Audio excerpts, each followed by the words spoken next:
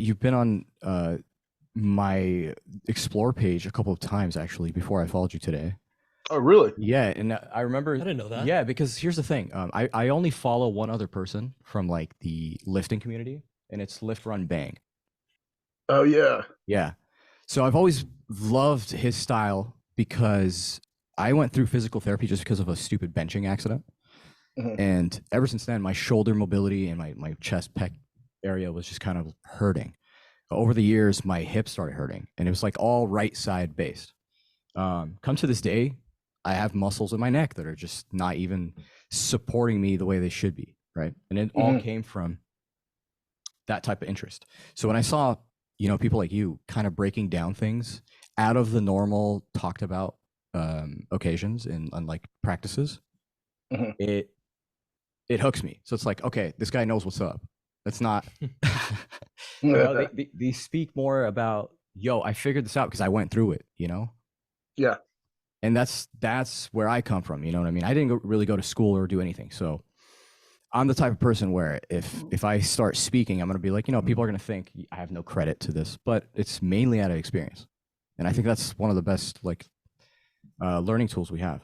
Absolutely. Many of us don't And even, you know. and like there's a lot of people in the fitness community that would just they get really scientific, especially with like the terminology that they use and whatnot. So I try to kind of stay away from that so people don't, because it is kind of intimidating for some people, or once they hear like that terminology. I mean, like with me, I'm really persistent. So like I'll go and research what words mean and things like that. But most people they don't want to take the time to do that. They're just like, man, just tell me without confusing me. So I'll try to bring that to the table. Yeah, Mhm. it's amazing. It's It's something that everyone really needs to just learn and ground themselves in. But I'm extremely interested in your background. You classify yourself as a bodybuilder, writer, transformation coach, if I have that correct. And I went to your Instagram and I saw the first post, which was a transformation picture. Can you talk to me a bit about what you went through just throughout the whole process? And because that's an amazing transformation, man. Like it's incredible to see, really. yeah, when you think it's fake, when you think it's fake and then it turns out it's real, you're like, wow, that's amazing. Yeah. It's incredible. And it's honestly like more than anything, I think it's inspiring. And most of our audience comes to us, we're known to just like respond to people's messages. Yeah. So they always tell us like, keep that up. I hope to God you guys don't grow and then just stop responding. And we try, we're humans, but the main point is they are always heavily inspired by lots of things. And I think one of the major things we haven't deeply covered is bodybuilding Sure. and the true benefits behind it, spiritual, whether it like, dude, I've heard of some people like changing up their beliefs and their identity because of it, and it Bodybuilding. really, yeah, bodybuilding. Yeah. And I can see that. as a whole, dude, you become a better human being, I believe, and I think we're gonna dive into that in this episode. But go ahead. Yeah, just take the floor. Describe a little bit Well, of I your mean, background and where you even like got into this. no, actually, I want to introduce him. I want to introduce him Go ahead. properly because I know we just started talking right off the bat. But everyone, today's guest, Matt Stevens. How are you feeling, brother? I'm doing well, guys. How are y'all doing? Amazing. Fantastic, Perfect. man.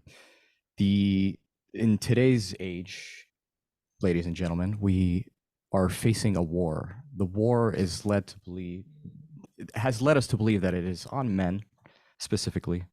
It is secretly disguised as a war in my eyes, but I don't know. We might get into this episode. We might not. Me, Zaid, and Matt here are going to discuss a lot of things like gym life, bodybuilding, the great benefits behind it, and even paths like spirituality, religion. What is God? Yeah, who knows where we're gonna go? We're gonna go. We're gonna go likely, everywhere. so. And We could go in a million different directions. yeah, Matt has been on our interest list for a while, and we're just gonna rock and roll, bro.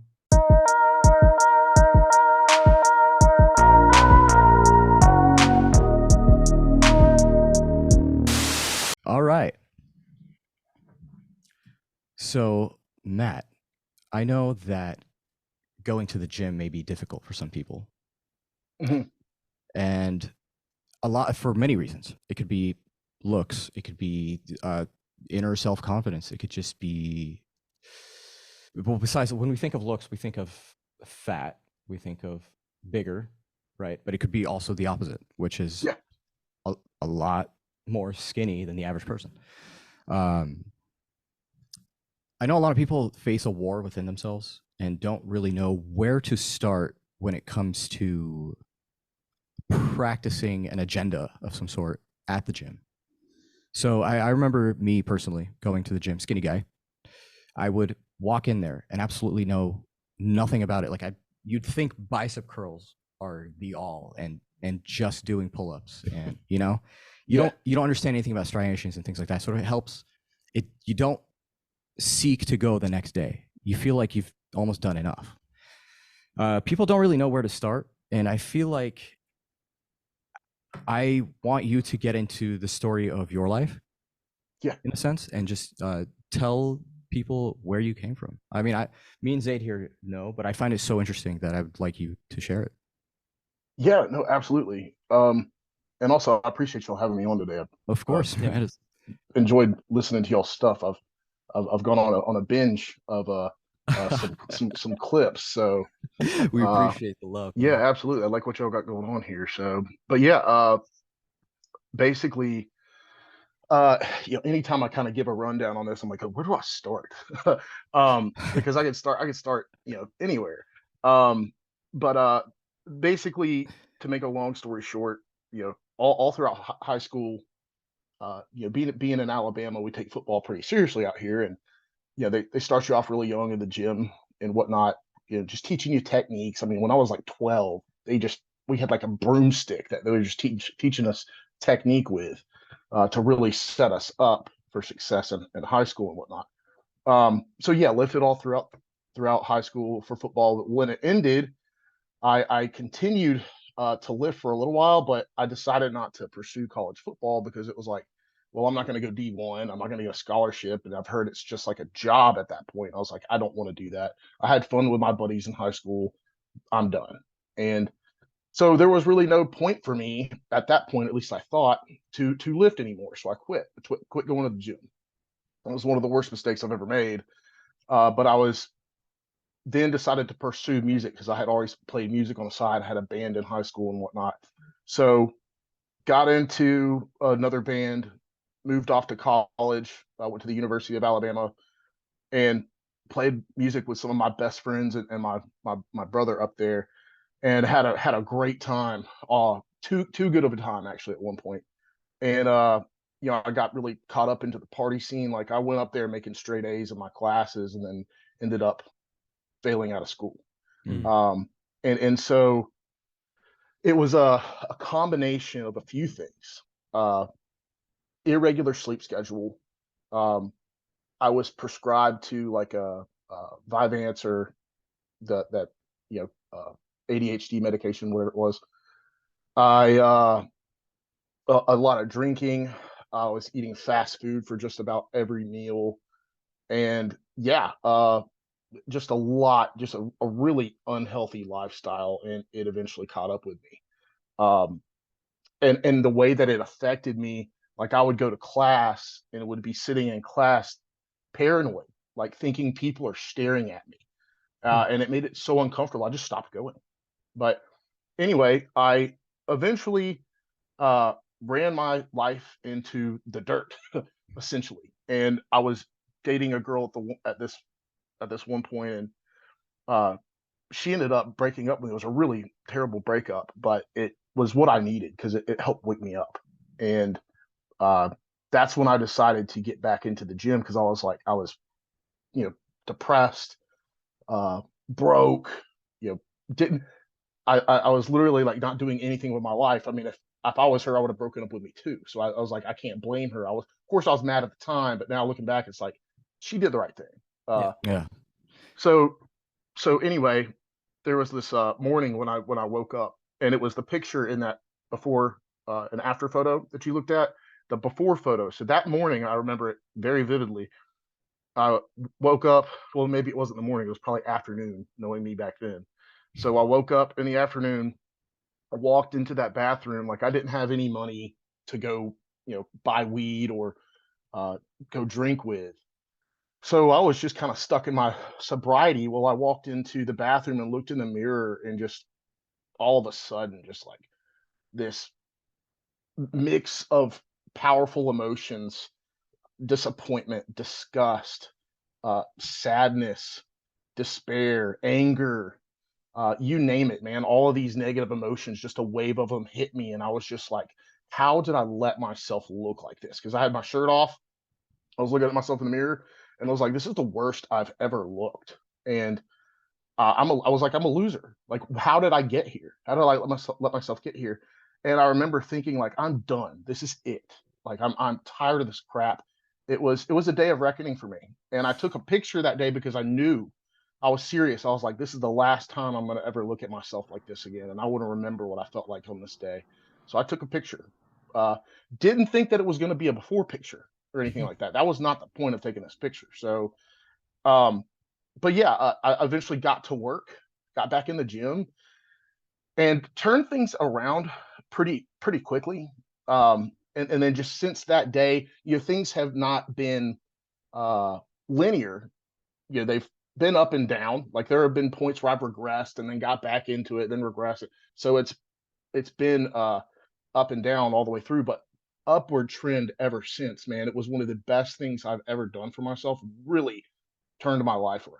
So Yeah, I mean, that's fascinating, man, because I think we all come to this point where we feel like we make a decision to change our life, or at least the trajectory of our life, but for some reason that decision doesn't stick for a lot of people. So what do you think? Was it just the fact that you were like feeling it on all ends? Like you were just, it was from a relationship perspective, a physical one. What do you think made the decision stick? Because I feel like a lot of people go through this vicious cycle where they feel like they make a decision and then start, but then regress back and then never get back into it. yeah, you're right, and that's a really good question, and I've asked myself from time to time, and I know what it was like for me, and I'm sure there are other circumstances that I have yet to consider, but from my standpoint, what I can speak from is that I was literally in so much pain. Looking at myself in the mirror that day, and then having been going through depression that was kind of set off by the breakup, which really kind of woke me up like you're a loser. And I just couldn't look at myself and be proud of myself. I was disgusted at myself, and so that discomfort and that pain, I mean, I was willing to do whatever I could to get away from it. I was like, this is awful, and I can't keep going down this path.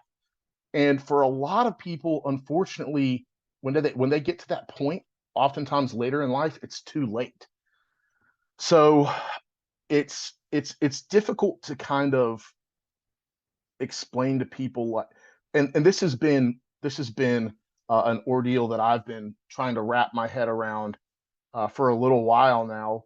It's hard to explain to people what they're missing out on without them experiencing it, because uh, it's relative. So, for example, you have unhealthy people that will say, "Oh, well, I feel fine." And it's like, no, you don't feel fine. You're just used to feeling like crap. Like it's become normalized for you. That's your new homeostasis is down here, but really you're supposed to be up here. So you don't even really know what fine feels like. And if they could just feel what this is like up here, they would know this is not fine. I could be doing much better. And then that would give them reason to try to better themselves. But because they don't have that reality, they have, oh, well, I feel fine. They think everything is okay. Uh, and it's all about just digging deep and finding that pain. And I do believe that are there's a wide range of benefits, or at least circumstances, that getting back in shape, or getting in shape and correcting your health can improve, like in all regards of your life, or all aspects of your life. So I think that's really what it comes down to, is just figuring out what is that pain, because like I said, whatever it is, whether it's a lack of confidence or you're lonely and you want to get into the dating field so you can meet somebody, whatever it may be, there's some type of pain that I guarantee you that if you got into the gym, it would improve. Mm, Does that yeah, make sense? Yeah, it's 100%. the Yeah. power of movement, uh, especially with force. I feel it's a different type of energy. It releases, right? And we know what we say about energy being released in the air. It's everywhere, Mhm. and that's one of those things. It does something for men, especially. But I don't know if it. y- I think it does translate into women as well, but just but there's something I about. do Yeah. like what you said about um, like not knowing what fine really feels like, Hmm. because I've talked to myself before personally, and I've come to that stage, and I go, why do I do what I do, right? I've never been the type of person to be chasing wealth or anything. I've somehow made money, but I've always chased, like-minded people, for example, working with Hmm. like-minded teams. And if my focus was that, I felt like that was its own kind of energy as well. Oh yeah. Going to the gym, so I would find the people that were more talkative. I wouldn't find the people that are just like, I'm here to deadlift and that's it. Hmm. I was that type of person. So I was like, okay, clearly there are signs in life that are treating me and kind of nudging me to go a certain direction. Okay. And that's just me personally. So Mhm. Zaid's here could be completely different. Yeah. But I love that because we're so quick to jump to say, no, I'm fine. When you don't acknowledge that there are levels above you sometimes. Oh yeah. Always. It's That's probably why it's extremely important to be around people who are at that level, just to give you that relative experience, right? Oh yeah. Um, a- well, and this is also something I'm curious about. Like, for you to go from like your transformation from the beginning all the way to like a top 1% body lifter, what is the motivation behind that? Are you just like an obsessive personality? Have you been around people who have done that? Like, where does that come from? Yeah. So it's funny that you mentioned that because I had a friend. Actually, he was my roommate when I was when I with the time when I took that picture. He was my roommate at the time, and this was a few years ago that he said this to me. But he said one thing I noticed about you, Matt, is that when you decide to do something, you go at it 110%. Like you're never just, oh, I'm going to dip my toe in the water here. When I do something, I do it. Like I all in. Um, so I guess I don't know if would that be considered. Would you consider that obsessive? Like a yeah. I Sure, think I, yeah, I think yeah, I think all three of us here definitely share the obsessive mentality, yeah, because we yeah, get the same question: is you're doing too much, you're doing too much, and I always feel like I'm not doing enough. And then I think yeah, about it and I calculate the time, and I'm like, I did spend 27 hours working in the past 3 days, like, yeah, and it still doesn't add up. It doesn't give you the feeling of contentment, you know. And I feel yeah, like and that's what makes us kind of always carve a hole through the path, and we're just trying to find our way, even though the way is pay. It's like it's here, but yeah. uh, yeah, and what was it? What was I going to say? So, yeah, it was the same thing with my breakup as well. That's what I was going to say. Like I had I had never been in like a relationship at the time um, where I was like fulfilled and it was successful and everything was just going really well. That was one thing that I never had, and it bothered the hell out of me that it didn't work out because it's like I thought I was a good guy and all this. I was like, what the hell? Like, how did this happen? So I started researching the hell out of relationships and attraction and went down that rabbit hole, and that's how I learned all of that as well. So yeah, I would guess I would say that I become obsessive with things, but there's definitely an emotion attached to it for sure. yeah, I Mhm. think it's also the development of the habit of it. So I remember going down the same rabbit holes in a time in my life. You're researching the hell out of women. You're researching the hell out of like And every dude goes through this, you know, and then you Sure. start going, yeah, bro, I'm going to go on semen retention. I believe in no fap. I actually submit my forms into the community every day. You know, it's cool. But it's like, it's awesome to go down that, but we forget about the practice of, we learned how to research. We learned how to connect and find the things that we tune in with. Yeah. And it's like, that's the stuff you take. I think people focus on the subject too much. Like, it's not necessarily the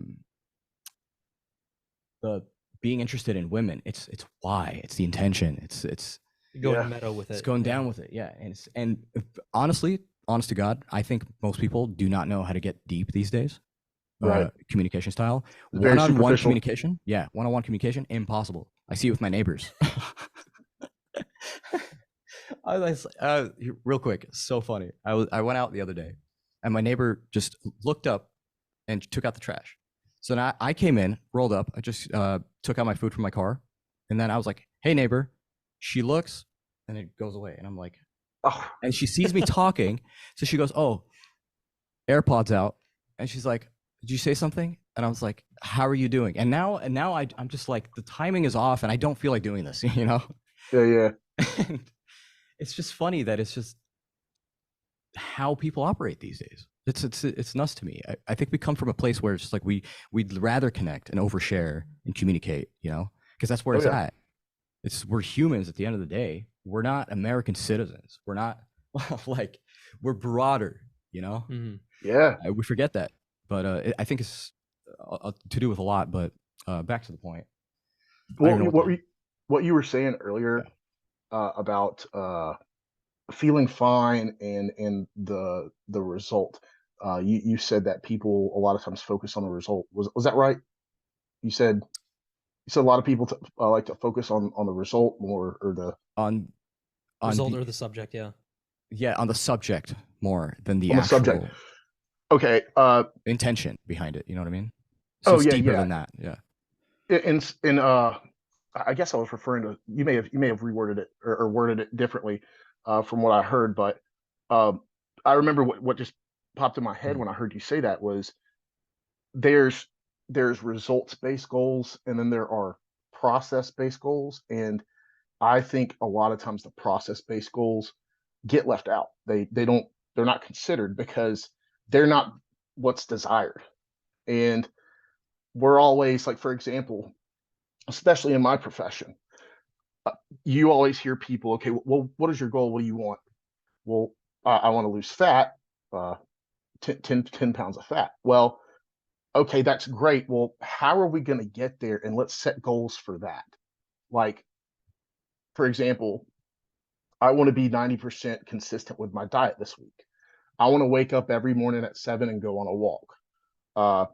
I want to make sure I go to bed at 8 so I get my 8 hours of sleep. Those types of things were like, okay, these are my objectives, these are my goals here, and I want to get on, a streak.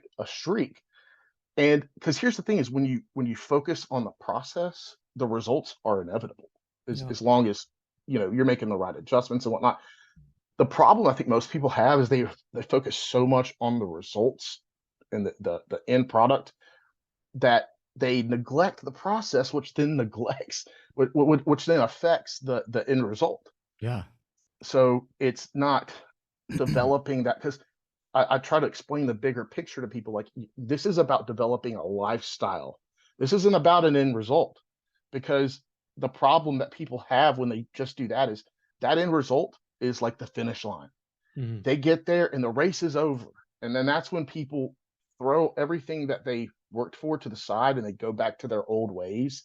So there can't be that subconscious deadline or finish line that we give ourselves. Because in order to keep what you've achieved, you have to keep doing what you did to get there. And people have to keep that in mind. Everything that you did this week, if I work with a client and they had a great week, I say, hey, look, everything that you did this week, you need to be asking yourself, can I do this for the rest of my life? Like seriously, ask yourself that, because that's what it's going to take to get the results and then maintain them. So I try to keep things as simple as possible, so that way they can say yes to that question. Yeah. I mean, not setting time to sit with yourself to process the processing Mhm. is also a major just what disability I'm going to call it. It's something we don't have these days because of social media, Yeah, short-term thinking, all a that. lot of the things that I hear is I can't just sit alone by myself and You have to think. be intentional. Yeah, and I've come to a point, like, as a man, sometimes you get busy and it gets to the point where you don't visit yourself as much, right? So you don't have that as much processing time, I would say. So you have to schedule that stuff in. You'd be like, yes, I'm going to go to the woods on Thursday and I'm going to do nothing. I'm not even going to have my phone. I will literally go dark on social media for like a full day. And people are like, you okay? I'm like, yeah, I'm fine. Yeah.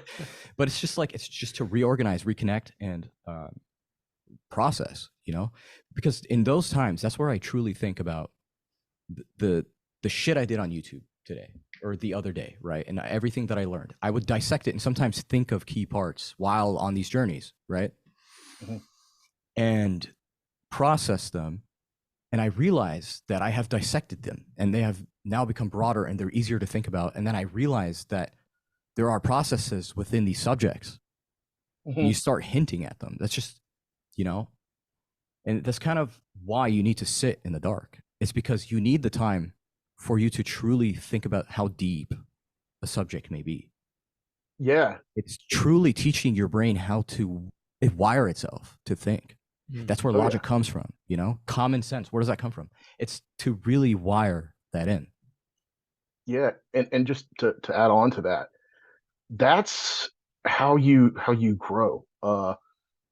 And it's actually something people avoid doing. Like, Actively.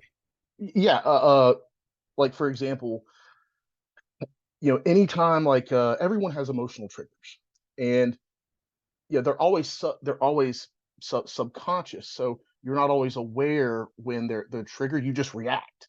And a lot of people, most people, don't look back and say, you know what, um, why did I act that way? Why did I react that way? And why did that make me feel the way? And really dive deep into those situations, because, like I said, that's where a lot of your answers are. Where you don't want to go, where you're avoiding. Oh, there's a lot of emotions people don't want to confront, traumas that people don't want to confront, that they often need help confronting. Uh, those types of things. I don't think even the average person is even aware that they can do that. Yeah. I mean, if there's light at the end of the dark, then you have to visit the dark. Like, you can't. That's just another neglecting issue, I think. That's what it is. And you're right. That's where the answers are, unfortunately. Yeah.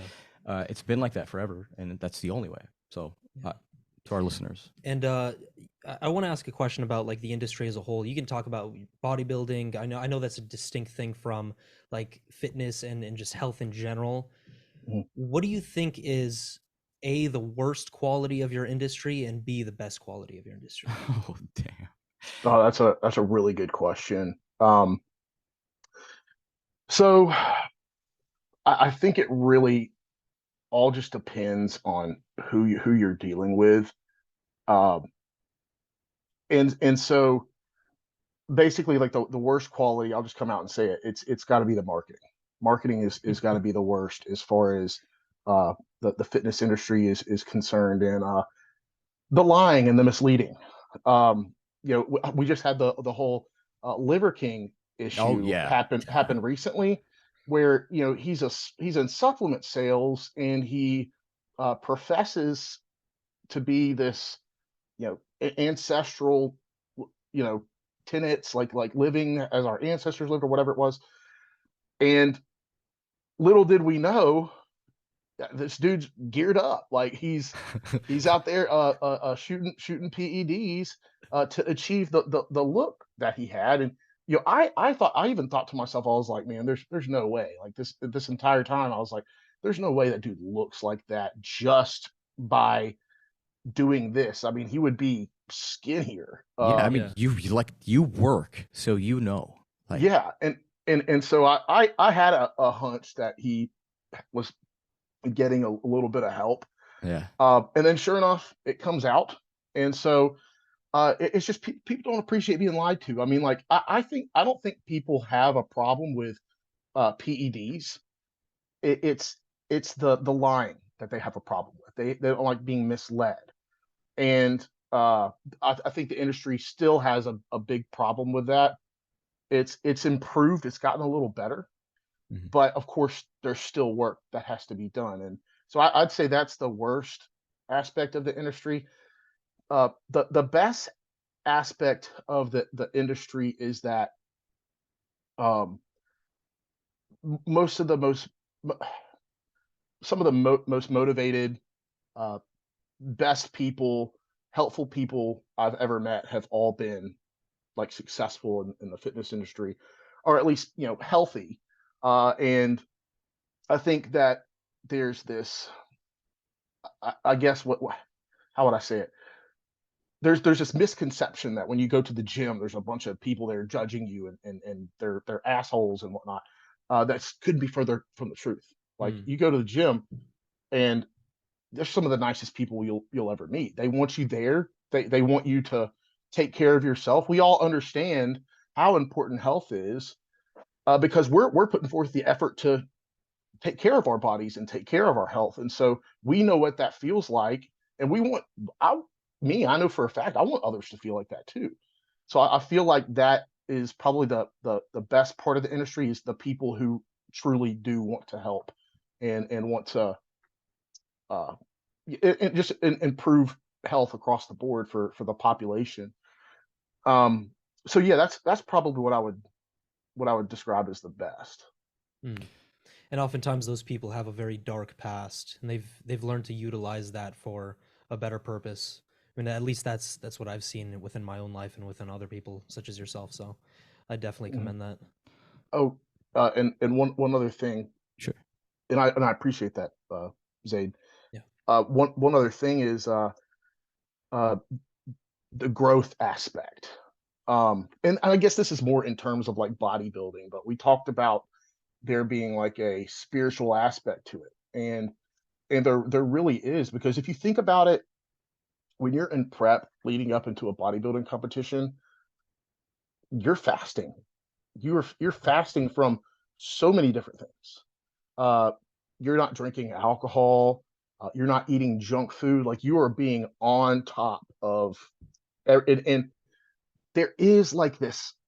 I don't want to call it a high, but it is like this energy, like this excitement to improve and everything else in your life because you get so orderly in your routine that you want to be orderly in other areas too. So it kind of spreads and like some of the greatest growth spurs I've had have been when I was in prep for bodybuilding because I'm so regimented, so on top of everything. One little thing gets thrown off and I can feel it. Mm. So that aspect of growth is another positive for sure. Yeah. Holy crap. No, it's 100% true. Yeah. I mean, because like the most I've ever fasted was around 95, 96 hours. So I think it was like the 5 day mark. Um, what it does to your mind, body, and spirit is just, it's hard to describe. Because, like you said, the relative thing, like people need to experience it in order to Mhm. understand it. And I just think it has an incredible capacity to help people if they're able to tap into that. So, Yeah. Fasting is interesting. And not I, even, yeah, go ahead. I'm sorry. I was going to say is not even just fasting from food, because in bodybuilding, of course, we got to eat.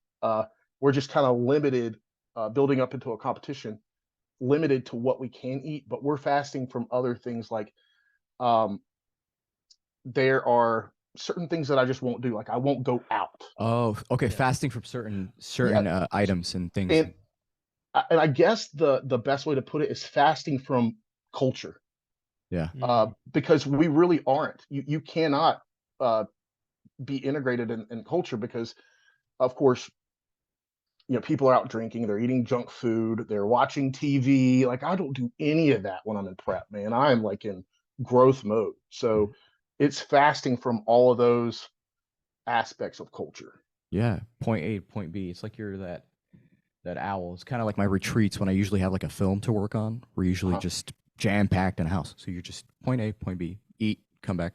Just that's Oh it. yeah. And it's beautiful because I think that's they that little these little checkpoints is kind of what guides you to be organized in general as a lifestyle. And I think that's what's interesting about fitness as a whole is that there's so many avenues. First of all, I remember my dad used to go to Bally Total Fitness back in the 90s. And it was like it was just cardio and like, bicep curls, hey, jump rope, And it got developed. I saw it get developed. I think I'm lucky enough to see it get developed. And now there's CrossFit, there's rock climbing, there's just like so many avenues, right? To keep you moving in whatever style you like. It's almost like having a video game console now. And it's the world of gym. And it's like, what do you want? Oh yeah. It's beautiful because that kind of stuff is really what structures a person's life, I think.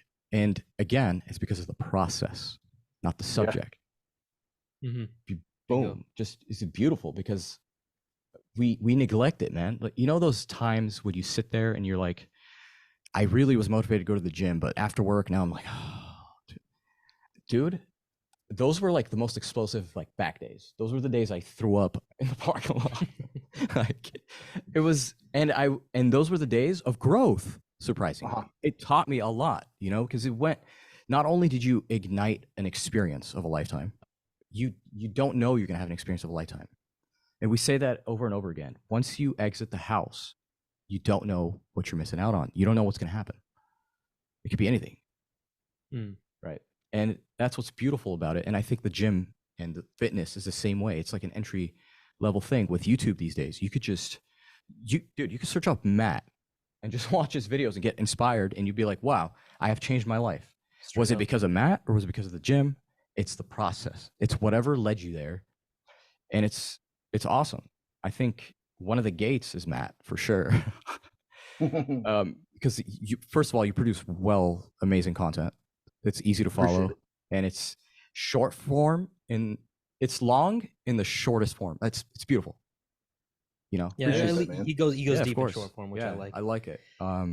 Is there obviously, fitness is a huge passion for you. It's what you do for a living. Is there anything outside of that you focus on to, like, I guess, become a renaissance man in a certain sense? Like you said, you focused on music back in the day. Do you have anything outside of bodybuilding and fitness that you really like? I mean, like there's so many different interests that I have, of course. But as far as like being involved or anything like in a like a different hobby or anything, um, probably not so much. Like of course, I always love to learn about culture and influence and just trying to make sense of things, especially when it comes to like religion, relationships, people. I mean, just that in general. But as far as like activities are concerned, man, I love to stay active and do like so many different things. I've lived in Alabama basically my entire life, but not once. All the friends that I had that hunted while I was growing up, no one ever took me go hunting. And so I actually finally got the opportunity to go last year, and I instantly realized why guys get hooked into hunting. Man, it's amazing. I was like, I cannot wait to go back. I want to get into this. And like you definitely see the appeal, and that just goes back to you don't know what you're missing until you actually experience it. So that to me was like a huge, oh no, I totally see the appeal to this. I mean, I guess there's like an instinct that all men have where like we just love hunting. We love the hunt. That's interesting, right? It's true. Because like think about this, Zaid. Every time we've ever been to like Big Bear or something, it's been a different experience. And when we get out and we're on the way back, we start talking. You saw it completely different than what I saw. but we both had a good time, Yeah. you know? So sometimes it's like just the gathering and just being close to your brothers is all you need, you know? And then for your other brother, it could be like, it's seeing the animals and breathing this air and whatever. And everyone's going to theme it different. But at the end of the day, we all shared the same feeling, which was we had a good time. And it's, you get hooked on, I think, freedom in that sense. You really do feel free when you're out there. Mm-hmm. And it's, I haven't been, but I can only assume just from a cinematographer's perspective. What did you hunt? Yeah, you got to experience it, man. I'm Dude, telling you. I am so down. Yeah, like you gotta. We just went hog hunting. So, this was down in Florida. So hopefully I'm going to be going again here in a few weeks because I'm actually going down there. This is with my mom and her boyfriend. He's got a hunting camp. So, but there's like no, you don't need a license to kill hogs in Florida, and I think it's like that everywhere. Just because the hog population can easily become overpopulated, Okay, I see. and so yeah, hogs. But of course, if you want to go hunt deer or ducks, I'm pretty sure you got to have license for those. Hmm. What Is that about what that you in asked? Is that what you yeah, asked me? yeah, I'm curious as to like what the experience like. Did you feel more connected to like where your food came from, nature, like because this is a lot of what people describe when they go hunting. It's interesting. What was like the main lesson from that first hunt? Well, like I'm really appreciative of nature anyway. So, I mean, I would say the entire experience of it, like you you're getting up super early in the morning, like before the sun is even rising. You're in the tree stand, and so having to go out there and get to the tree stand, and then you're just hanging out until you're waiting until the hogs come around. And so I would probably say it was just like I think it was just the whole experience, man. It was like just being out there in nature, the anticipation and excitement that you get because you may get to kill something, uh, and so it's just the whole package. I don't think that I can necessarily pull out one thing that I was uh, That's awesome. hooked about. It was the entire experience. I love that. I love that you mentioned that because I go by this, right? People focus too much on the experience, right, and what we took out of the experience, but you don't realize that from the moment you opened your eyes, the whole day was kind of it's laid out for this experience. It's all So a lesson. it has Yeah. already started, Uh-huh. right? So depending on what you do, right, do something nice for yourself that morning. You know, if you're going to the zoo, make a extra nice cup of coffee. You know, Mhm. it's like, and that is the experience. I love that, and that's sick. I feel like I want to hang out with Matt, bro. Yeah, go Come hunting on, maybe man. one I'm day. down, dude. Yeah, the nature topic is very interesting for me. I think it actually does tie into God, and we can discuss religion, and I'd be curious to get your perspective on it. But regardless, like I do want to preface it with this: whether you label yourself as a Christian, a Hindu, a Buddhist, a Muslim, regardless, I think we all get the same thing out of religion. It connects us to something deeper than ourselves. But I would love to get your perspective on where you stand with God and spirituality and how that influences your life and your day-to-day routine. Yeah, no, absolutely. So I am a Christian, which Christianity is probably one of the most misunderstood religions, to be honest with you. I think a lot of people who could even call themselves Christians don't understand it fully. It's kind of just become uh, how would I say it? It's been like a this nonchalant thing that people just kind of like, oh yeah, I'm a Christian, or they just call themselves a Christian without really diving deep and into their religion and studying it. And I think that's why a lot of people walk away, because they don't really understand uh, what it entails and what exactly it means. For example, like a lot of people will leave a certain church because they think the people there are judging them or being critical of them. And so they'll leave the entire religion for that. And it's like, well, Hmm. you literally let these people run you off from God. Like you couldn't see past that. Like you're not going to church for them. You're going to church to learn about God. And I understand being uncomfortable with people or having people make you feel that way. Go to a different church. Don't let them run you off from God. Like that's a learning experience for you and a growth that you're going to be giving up. And there's so much I could say about this, but uh, I just think it's really simple too, and I think people like to overcomplicate it. And uh, there have been some like internal battles that I've faced with my religion, because there's different arguments, man. We have different denominations and all this, where people disagree about certain things, and it shouldn't be that confusing. It should be uh, much simpler than that. It feels like politics sometimes. A, a little bit, a little bit. Um, and so basically, what it comes down to is you're accepting Jesus Christ into your heart uh, as your Lord and Savior, because when God made us and we decided, Adam and Eve in the Garden of Eden, eating the apple from the tree of knowledge of good and evil. Well, now as humans, we can make decisions as to what is good and what is evil, rather than taking God's word for it. Yeah. And it was like at that point there was nothing like God could do for us until he sent Jesus, because God had to look at us and in his perfect love. And then when we did that, he couldn't look at us the same, because God is all righteous.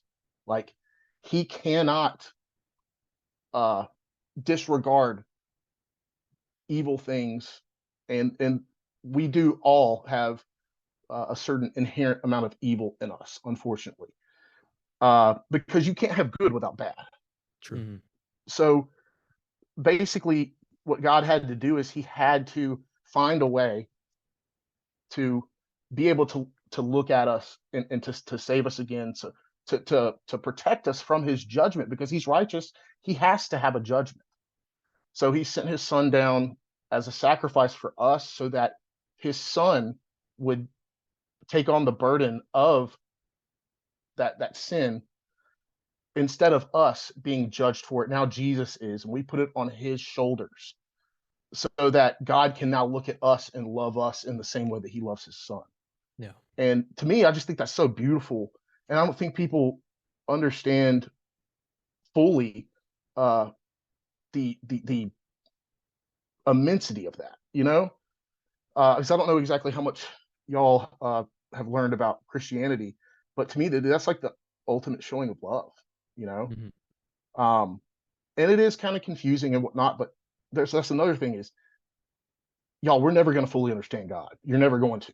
Yeah. Like, he is God. He's a creator of the world, a creator of reality. And it boggles my mind sometimes when people get mad at him for doing certain things. And it's like, you have no idea the type of decisions God has to make. Like, to even think that you could, you know, or at least contemplate that, like, it's just arrogant, in my opinion. Um, because we're so little, we're humans, we only know so much, we're limited. He's not. He is not. So we don't know uh, whether he's up there saying, okay, well, if I allow this to happen and this to happen, then this will happen. And I need this to happen to prevent this from happening. We don't know any of that. Like, I put it in this perspective. So they say God has a plan. I'm sure y'all have heard that Yeah. Yeah. saying before. Well, there's certain people who say, well, like, well, if God has a plan, then you don't have free will. And it's like, no, here's what you don't understand. God has a plan for every single possible infinite scenario in your life. Whether you decide to do this or a million, billion, whatever other things, he's got a plan for every single one of those. Mhm. Because he's God, he's omniscient. He knows everything that could possibly happen. He just lets us decide which path we want to go down. So and people don't understand like how complex that can get. Think about that for every single living creature on planet Earth. Like that's mind Yeah. blowing. Yeah. No. So We can agree on that 100%. It's religion's always been fascinating to me because I've only come at it for at least outside religion. I'm a Muslim man, but it's like I've never neglected other ideas. You know what I mean? I chose to take the test of let me read about things and not come from a biased standpoint. Like try to understand, because this is all historical. These were human beings. The Crusades were a thing. yeah, Like this all happened, and we can't neglect that. And guess what? That was also the design of God. So that means God's plan again. We don't.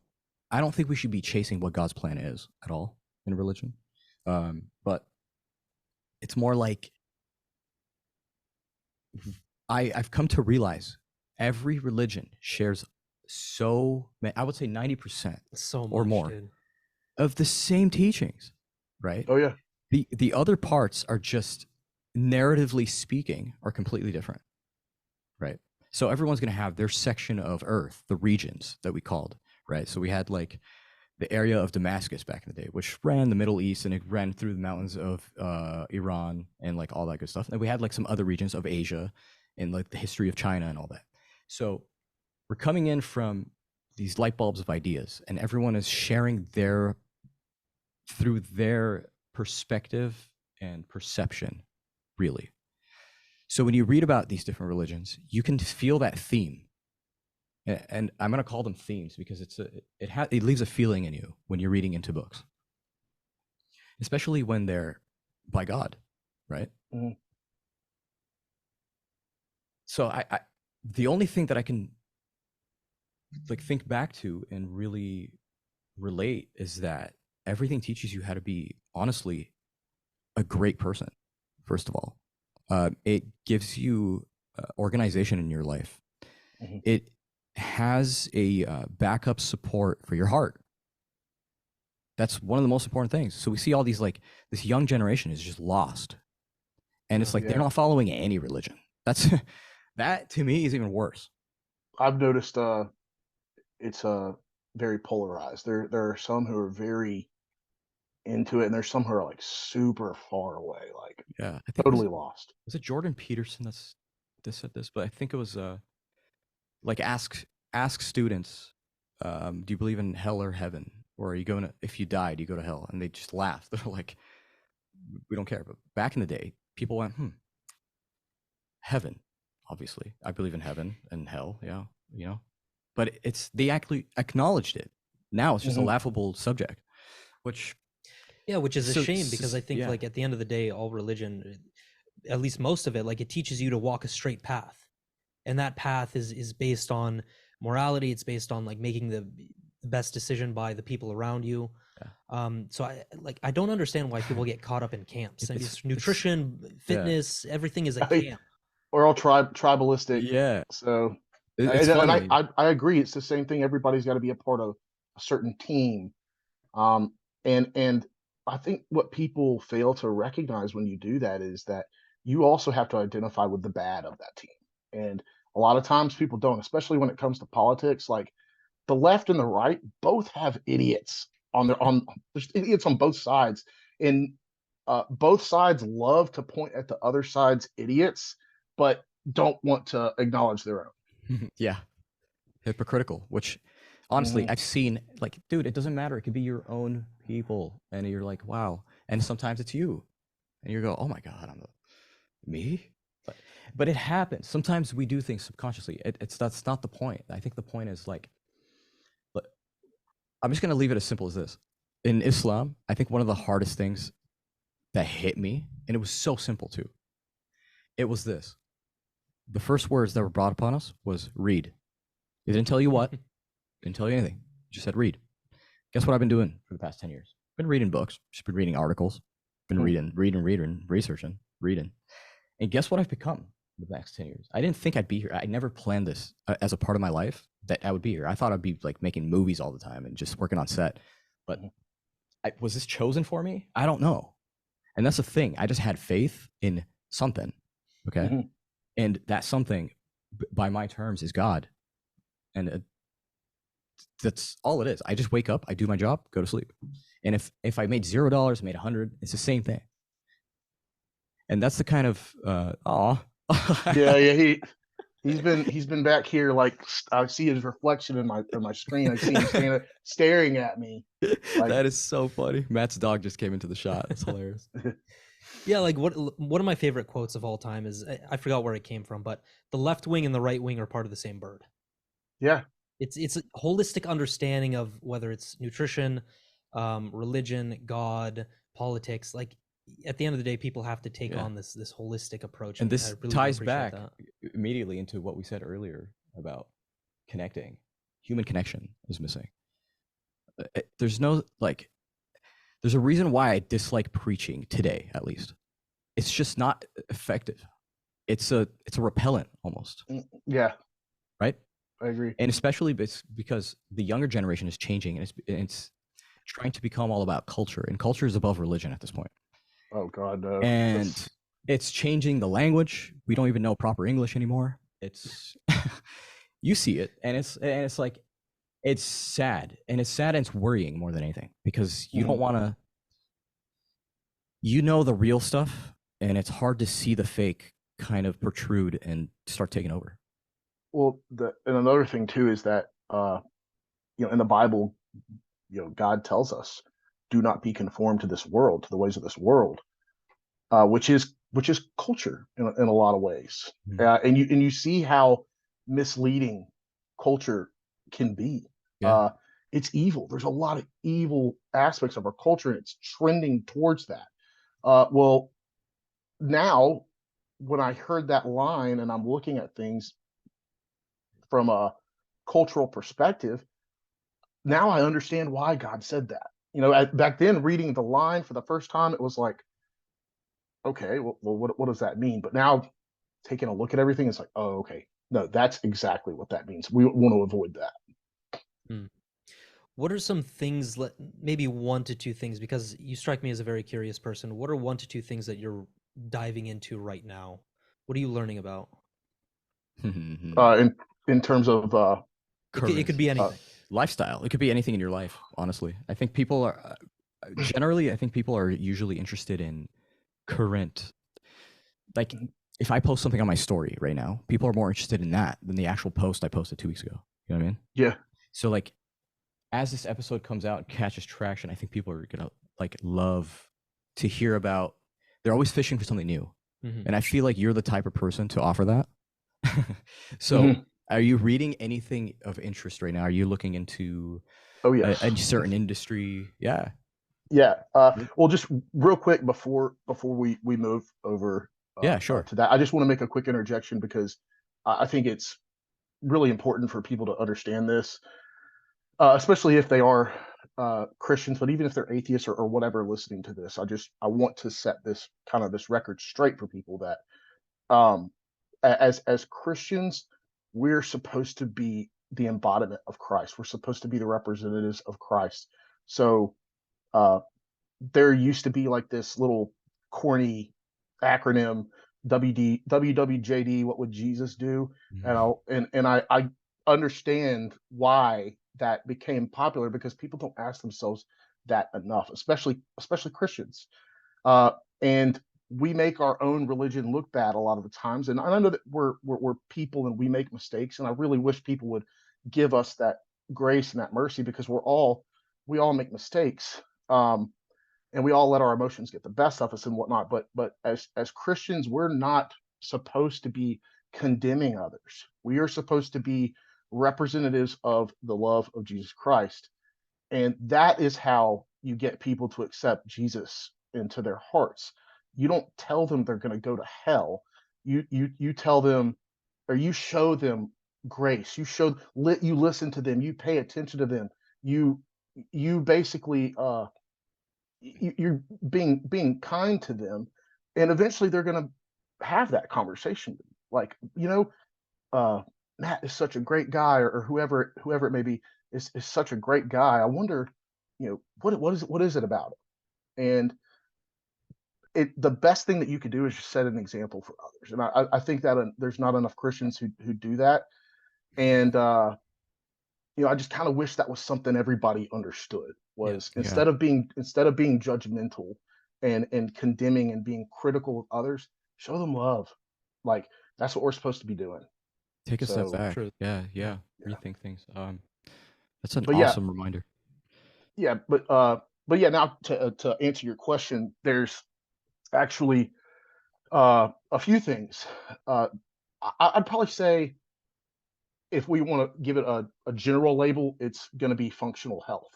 So, especially when it comes to digestion. So, I did not realize the importance of digestion until I actually started reading about it. I mean, like, y'all, that's where we get all our nutrients. We absorb all our nutrients, and it's super important for that to be. And I didn't realize how delicate and fragile the digestive system was. It's not, and then how much garbage we're throwing at it, and it's just to realize the mess that we're in, It's as crazy. far as digestion is concerned.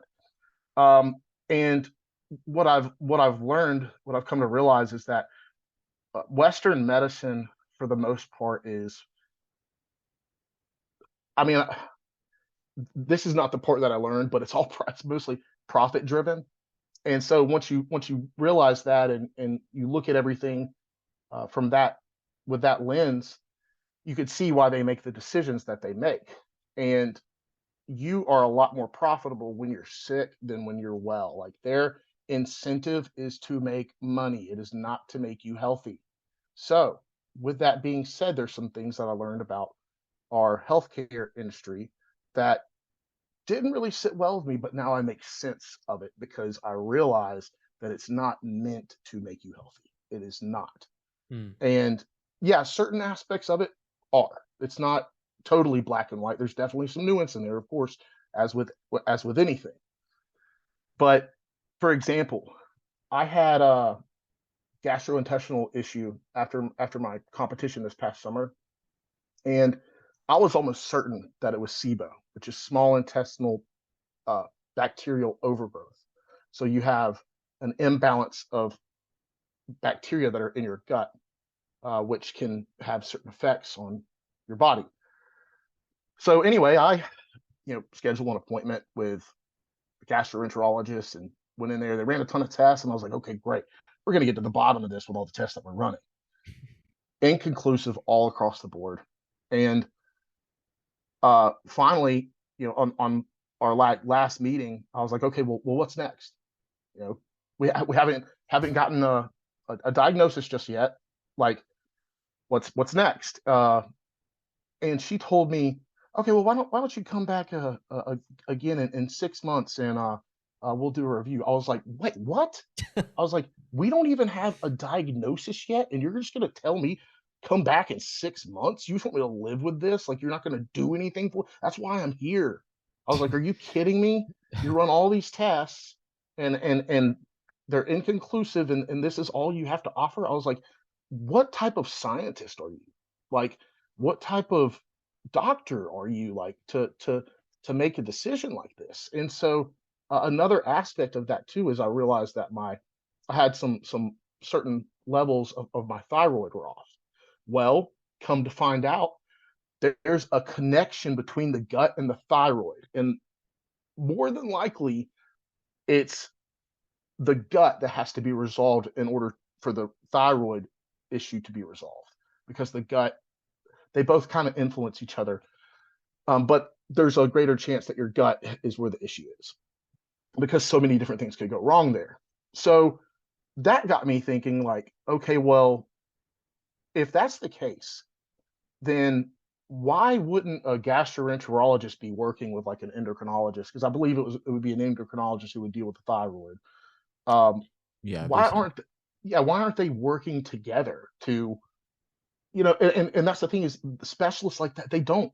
Everything in the body is connected, but these specialists don't talk to each other to try to find out exactly what the root cause is, because their goal isn't to find the root cause.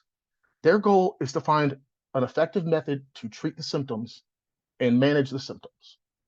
And that's more profitable for them anyway, because if they could get you on a prescription, they could sell that to you over and over again. Mm-hmm. But once you're cured, there's no opportunity for profit.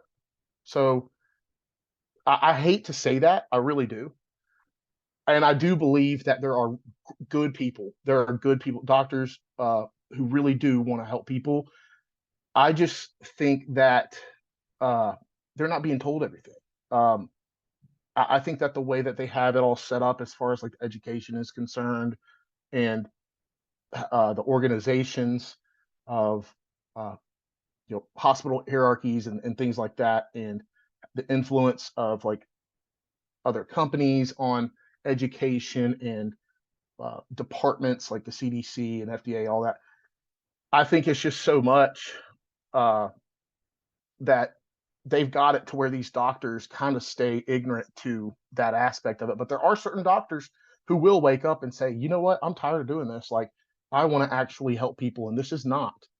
Um, and so I don't want to imply that doctors aren't good. There are plenty of great doctors out there who really do want to help, and they think that they are, and that's the problem. Is it's so dogmatic as well that they won't question the doctrine.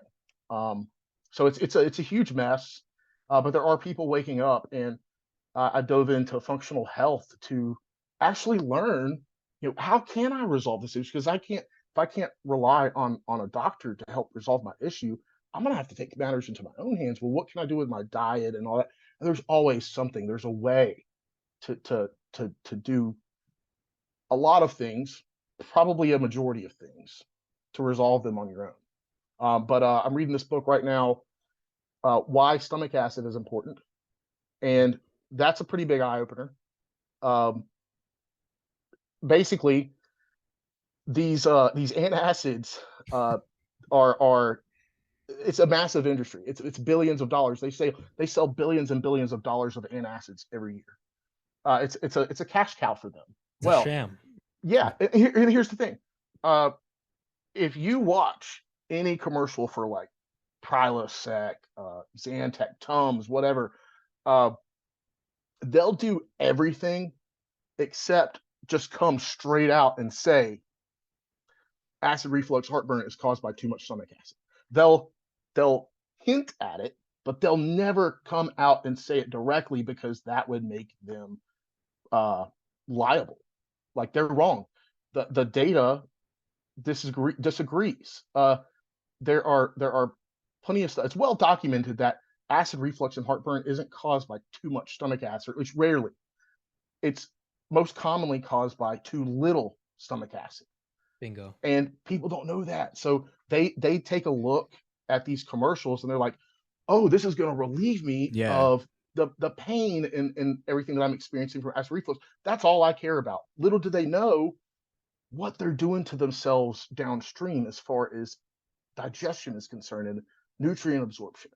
When you have too little stomach acid, that means that your stomach isn't able to protect your uh, body, because that's your first line of defense, is that acid that's in your stomach. And then two, it's unable to break down food all the way properly, which can harm nutrient absorption or limit nutrient absorption. And then it's not setting off the other digestive cascades that need to be set off in order to digest food properly. So it's a huge mess, and people don't realize that they're neutralizing that little bit of stomach acid that they already have, and making matters worse for themselves in the long run. It's really sad, and I can't believe that it's gotten this far. Like, how fooled people have been. Like, they keep us ignorant for a reason. Yeah. Like, I it's tell you, making them billions of dollars. That's hilarious, bro. I went through this. When was this? Last year? 2 years ago. yeah, you've had Yeah. quite a few So I digestive went issues. through the same thing. I had to go through a journey to find my gastroenterologist. But by then I was already scarred up, and like I had no knowledge prior to what you were talking about with acid. Yeah. I genuinely had the idea that the logic that was embedded by these commercials, literally. And it's just that too much acid, and you were like, oh, visually that makes sense, right? It's burning, it's acid, you know. Exactly. But that's not the case, man. You can't always match the feeling to it, and it's like the doctors don't give it out like that. No, it's always been like omeprazole, Zyrtec, whatever it is, and it's just omeprazole's not working. Try it with a magnesium combo, and I'm like, oh gosh, okay, sure, all right. Now your stomach stops hurting, but you're not digesting food still. You're not gaining weight. You're eating 2,500 calories plus, and you're like, what's going on? What's going on? And then what do you know? The Reddit community is like, yeah, you have a shortage of acid. I'm like, I've been through so many doctors, and it literally took you this long. And so you found it in Reddit? I found it on Reddit, just people talking about it. People that have gone, like me and you, that have gone through gastroenterologists, have figured it out in 7 years, crunched up in 3 minutes. yeah. And it's like, wow. The crazy thing about it is that it's counterintuitive. Like a lot of people take this into account as well. Antacids destroy stomach acid production. Yeah. So where are we leaving it ourselves? Expands it. So it expanded my journey in food language. My nutrition language has changed. Like I have redefined what food is. After going on liquid diets and all that, I actually stayed away from everything to the point where I had no connection to it. So I was at a fresh baseline. I can feed myself whatever I wanted and stick to it. And for a long time, honestly, I was on just massive eggs, just my favorite pasta, and it was just mostly dry. If anything, I had hot sauce, no more ranch, no more honey mustard, no more barbecue sauce. And I felt alive, dude. I had the Conor McGregor body, skinny, but just like able to just kick your ass at pull-ups any day. And it was, the feeling itself was awesome. And I was like, okay, where did I start with this? And it started with the problems, and it started with even farther back. And it was the relationship with how you even, what you did when you were hungry. So when I was hungry, my initial process used to be, what do I feel like? That's the ultimate dreadful question. You should never ask yourself that. Oh God, yeah. You learn to like things, and that's it, right? So if I go, what do I feel like? Well, obviously I feel like 3 McChickens and 2 Big Macs. Exactly. That's not reality. So it's like the relationship really had to change, and that changed because of it. And it started with that one fact, the acid. And that led you on a journey of, wow, I need more. And now I'm eating yogurt. I hate yogurt, but I have it every once in a while. I found my fruit ones, and I'm like, all right, that's good. Good bacteria. Great. And that alone, now I just don't have stomach problems. I'm like, what did I do? I just shifted what I ate. Literally, there's no more medicine. That is the medicine. Yeah. And that as a whole just gets you to be like, wow, I love this holistic stuff. And oh, absolutely. You know, and it's beautiful. I love that you mentioned that. Yeah, like I've been doing a lot of thinking about this because I help gentlemen with, I consider them the softer health skills, because like the harder health skills are like the obvious ones, you go to sleep, but there are certain things that you really need to have order, and they're detailed things that make or break the result that you'll get within any given subsection of health. So I really appreciate your perspective on that. And like, what are you doing specifically to fix your gut now that you have that background understanding? Yeah, that's a great question. And right before I answer that, I wanted to just acknowledge that one of the reasons why I wanted to learn about this stuff is to offer that to my clients, to be able to give them a sense of direction. Because hey, I'm a health coach after all, and if you're having digestive issues, that's probably going to slow down our progress anyway. And I need to be able to explain to you why this is important, how it's going to affect you, and how to deal with it. So it's like I need to learn this so that I can guide my clients here, because that's just another aspect of my coaching and my skills that I can develop and offer to help people. And I want it to be bigger than just body composition. I want it to be okay, because here's the thing is, no matter who becomes a client of yours, you never know what type of health issues they could be dealing with. So I would like to be able to offer that and be able to fix certain things, fix certain issues with clients that are having no luck in Western medicine. And to your point as well, or I guess both of you, all throughout life, throughout your life, you are progressively in an area of life. Uh, you're given a little bit more responsibility as you get older. The only area, or at least the only one there may be more, but the main area that people aren't given that extra amount of responsibility is their diet. Like we eat like kids for the rest of our lives. Like Yeah. you have to have a little bit more responsibility as you get older, but there's nobody to teach us, hey, uh, we got to graduate beyond, oh, this is what I feel like eating, or this is what I'm craving. Oh, I want candy. Yeah, I'm hungry. I want what tastes good. I It's want got to to be chew more. something, Yeah, we have to basically. evolve above that and stop eating like children, because that's what most people do is, oh, what do I feel like? Oh, this tastes good. Let me just eat this because it tastes good. Well, you got to think about the consequences and add a little bit more structure, have a little bit more discipline, another routine with your diet. So that's a big problem uh, that I realize is we're eating like kids. We haven't graduated to like an adult diet, and Yeah. some people eat like that for the rest of their lives.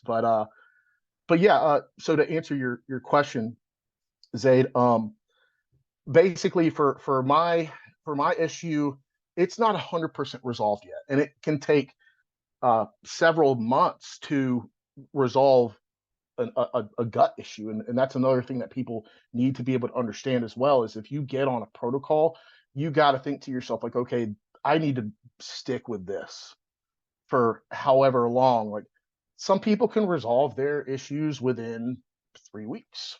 Some people may take up to a year. So it's very different across the board. But for me, what I did for the stomach acid issue was uh, once I realized that these antacids aren't helping, they're actually hurting. Uh, I looked into other alternatives and I found this supplement called betaine hydrochloride. It's basically where you can take it helps your stomach produce hydrochloric acid. Basically, Yeah. that's your stomach acid is hydrochloric acid. So it's got pepsin in it, which usually you need to have. If you're not producing enough stomach acid, you're likely not producing enough pepsin either. And pepsin is an enzyme that helps to break down protein. So I take this supplement uh, right before I eat, and that's supposed to help, of course, your body produce, like I said, the amount of stomach acid you need, so you're digesting your food properly and whatnot. Um, but the main underlying cause, I believe, of acid reflux and heartburn is the I don't want to say malfunctioning, but that's probably the best word I can think of right now. It's the lower esophageal sphincter. That's that muscle that closes off at the bottom of your esophagus and at the top of your stomach, connecting the two, that is there to allow food to come in and prevent acid from coming up. Well, for some reason, it's opening. And what is causing it to open? Well, there's a few things that can weaken the LES, the lower esophageal sphincter. Uh, Stress, smoking, alcohol, certain types of foods. Like I didn't know peppermint and spearmint could weaken Hmm. that. There's certain medications that are supposed to relax like smooth muscles. I believe is what it is. Well, that's what the lower esophageal sphincter is a smooth muscle. So uh, I can't list them all off the top of my head right now, but Yeah. that's basically what I did to eliminate the low stomach acid issue, as well as just trying to relax. Like I was so stressed out, um, and stress is a huge uh, factor in digestive issues, like more than people believe. So it was just trying to mitigate that, and but mainly the betaine HCl with pepsin. And of course, I'd supplement with magnesium and all that too, because magnesium is, I believe, helps in the formation of stomach acid as well. Mm.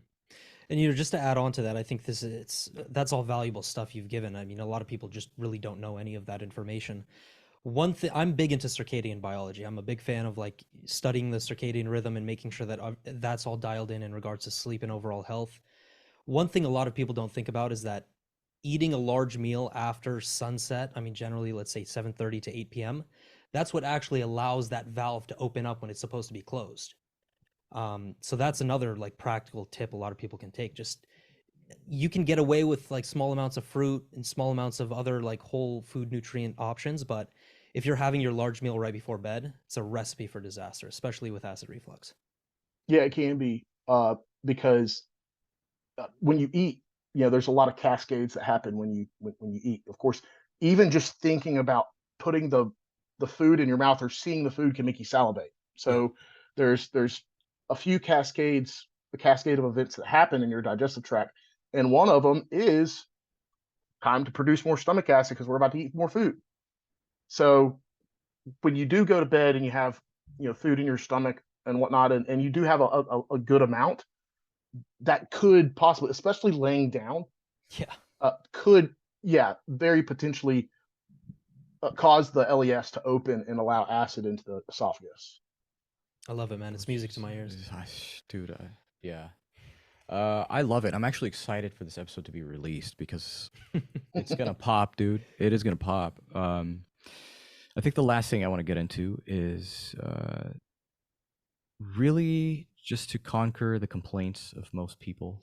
And you mentioned stress, and it has a lot to do, like digestive problems. I learned this the hard way as well. Is comes from a deeper point than you think, and it's what controls your whole system, which is your brain, right? And if we don't have that under control, it starts with the esophagus, and it can get worse.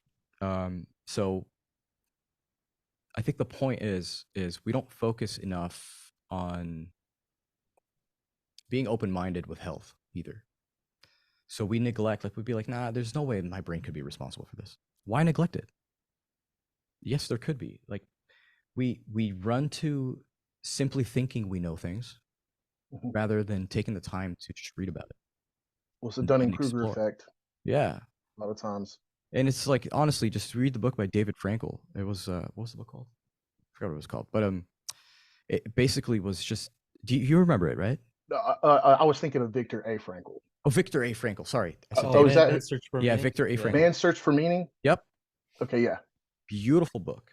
Yeah. Because that really made me realize I had a closed-minded part on my end from at least medicine or just the nature of things. And that one put into perspective where it's like, you have no idea how strong your brain is and could be caught. You can get cancer from a certain type of stress.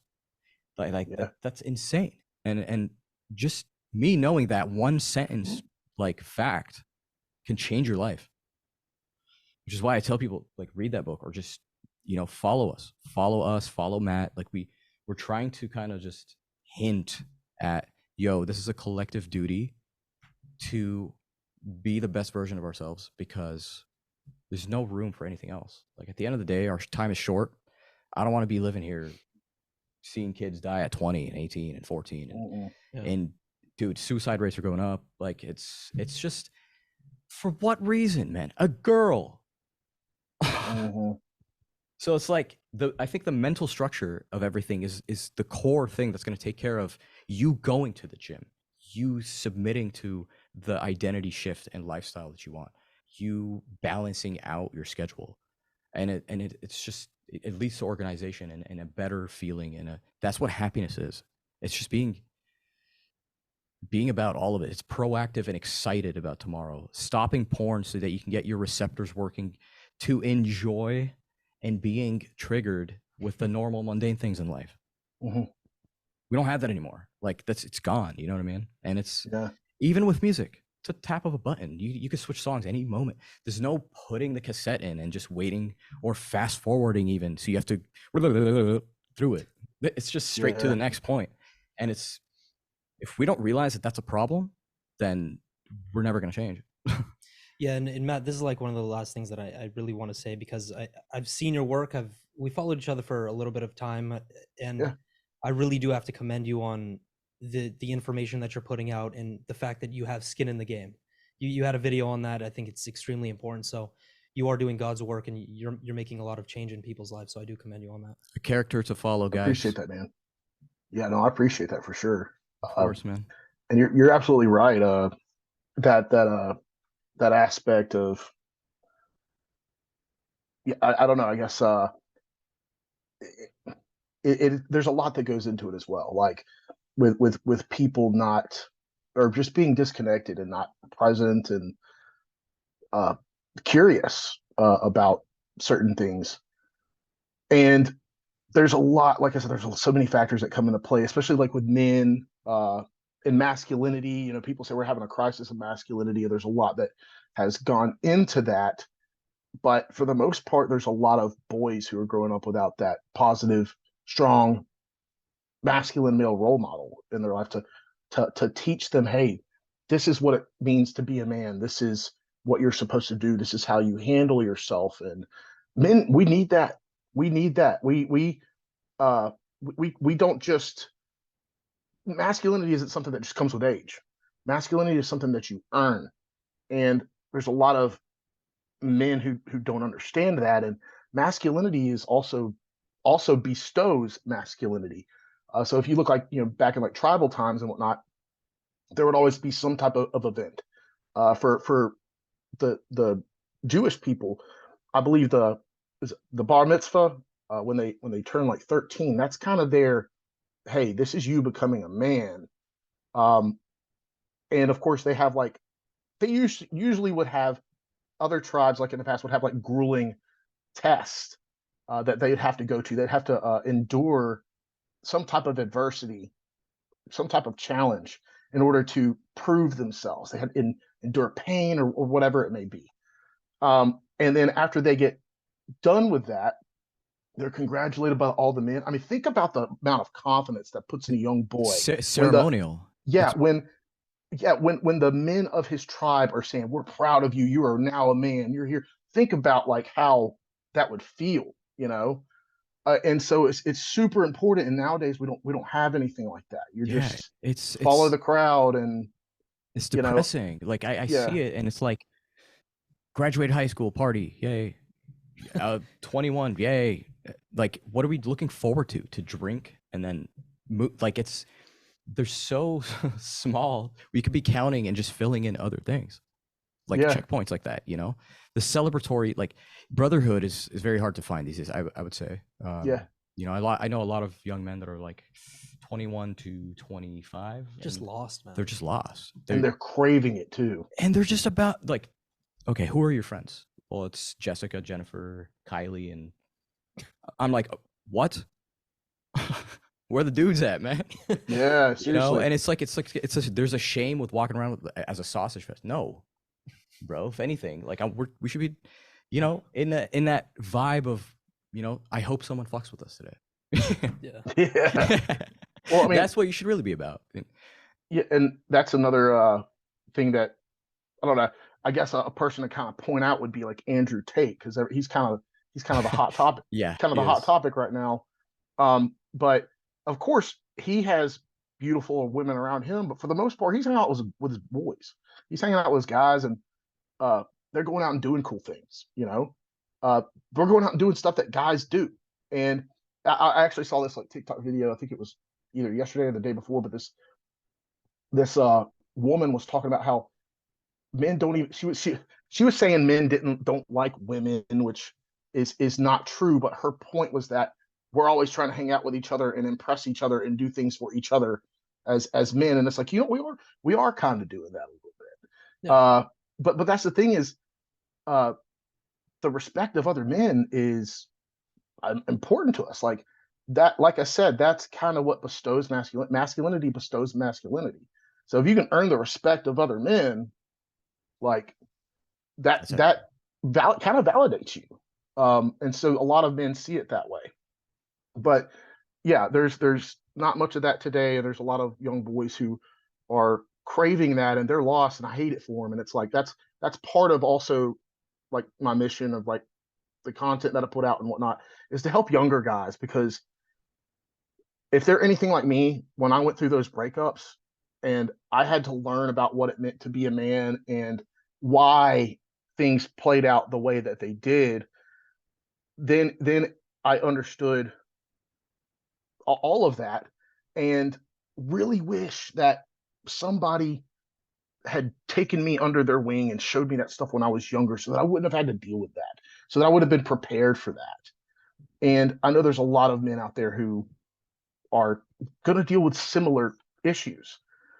So it's a pretty big problem, but I feel like there's a lot of things that are coming around too. I mean, like it's pretty amazing to watch the market, and I don't mean like stock market or anything like that, but just to watch trends pop up and then voids take place, and then people filling those voids.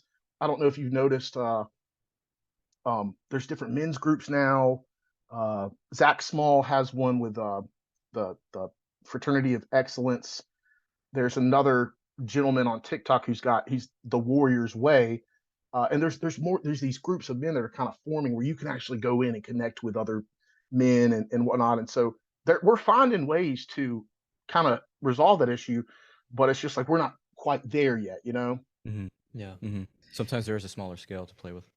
Yeah, and I think, listen, honestly, this conversation has been amazing. We definitely want to get you on again, recurring guest. Yeah. The 2 a.m. podcast is definitely big into brotherhood. That's what I'm learning. We don't make guests, man. We make friends. We make friends, yeah. Oh yeah. That's what we try to strive for. We're big fans of like the Joe Rogan podcast and all that, but you know, we have our own selection too. Where can people find you, just as a little as a send off? We'll have all the links included in the description as well. Yeah, so the major platforms that I'm on currently are going to be Instagram, Twitter, TikTok, all under the same hashtag or same username, Matt_S_Stevens, and Stevens with a PH. My website is realmattstevens.com. And pretty much if you try to contact me, message me on any social media platform, I will respond to you. I'm pretty big about, being able to talk with people and trying to be real with people. So those are the main places you can find me. Amazing, brother. We love it. All right, guys, another like-minded, beautiful soul here. Thank you so much, Matt, for joining us today. Yeah, no, I appreciate you guys having me. I really enjoyed this. It's turned out to be even better than what I expected. I had high expectations too, so that's even better. So I appreciate it. Thank you, man. Appreciate it, man. All right, guys, you know where to find us. We're on YouTube at the 2 a.m. podcast. Go ahead and subscribe. Turn on that bell notification so you never miss a damn episode.